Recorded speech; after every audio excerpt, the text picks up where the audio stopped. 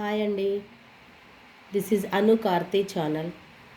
వినాయక చవితి స్పెషల్గా ఇవి పనసాకులండి. వీటితో ఇవాళ బుట్టలు ఎలా చేయాలి సింపుల్గా నేను మీకు చెప్తానండి. ఫస్ట్ ఈ రెండింటిని ఇలా జోడీ చేసి ఒక పిన్ పెట్టాలండి. అలానే ఇంకొక 2 ఆకులు తీసుకొని ఈ విధంగా కుట్టాలండి. అప్పుడు మనకి ఇలా వస్తుంది. ఇలా ఫోల్డ్ చేస్తూ ఇక్కడ ఒక పిన్ పెట్టాలండి. 4 వైపులా పిన్ చేసిన తర్వాత మనకి రెడీ అయిపోయిందండి బుట్ట. ఇందులో మనం ఇడ్లీ పిండి వేసుకొని ఆవిరి పట్టించుకుంటే వినాయకుడికి ఇవి చాలా ఇష్టం అండి. వీటిల్ని మేము కుడుములు అంటాము, బుట్టలను కూడా అంటాము. ఈ బుట్టకి 3 కాడలను కట్ చేసేసి ఒకటి మాత్రమే ఉంచుతామండి. ఎందుకంటే ఉడికిన తర్వాత దీన్ని పట్టుకొని తీయడానికి మనకు ఒక సపోర్ట్ కావాలి కదా, అందుకని ఒక కాడ మాత్రమే ఉంచుతాము. లైక్ ఇలా ఒక కాడ మాత్రమే ఉంచుతాము. రుబ్బుకున్న ఇడ్లీ పిండిని మనం తయారు చేసి పెట్టుకున్న ఈ బుట్టలో స్టఫ్ చేయాలి.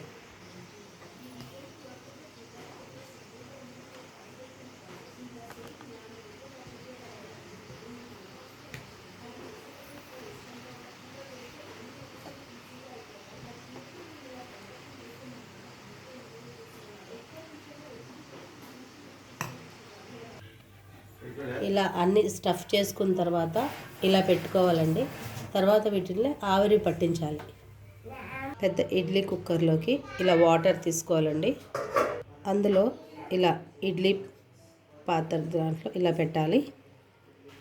కుట్టి పెట్టుకున్న బుట్టల్ని ఈ విధంగా దీంట్లో కూర్చోబెట్టాలండి.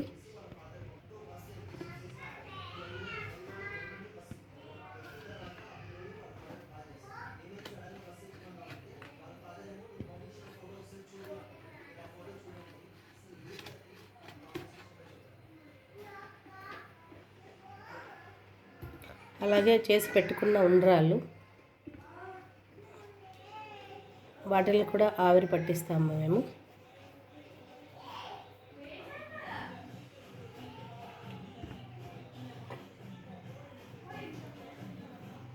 ఇవాళ వినాయక చవితి స్పెషల్గా ఉండ్రాళ్ళు, కుడుములు, జిల్లుడికాయలు చేస్తామండి.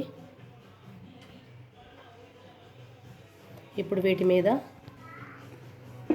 మూత పెట్టుకొని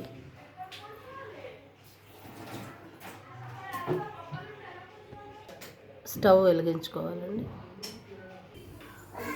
బుట్టలు ఉడికిపోయండి. మన వినాయక చవితి స్పెషల్ అయిన బుట్టలు, జిల్లుడికాయలు, ఉండ్రాళ్ళు రెడీ అండి. Thank you.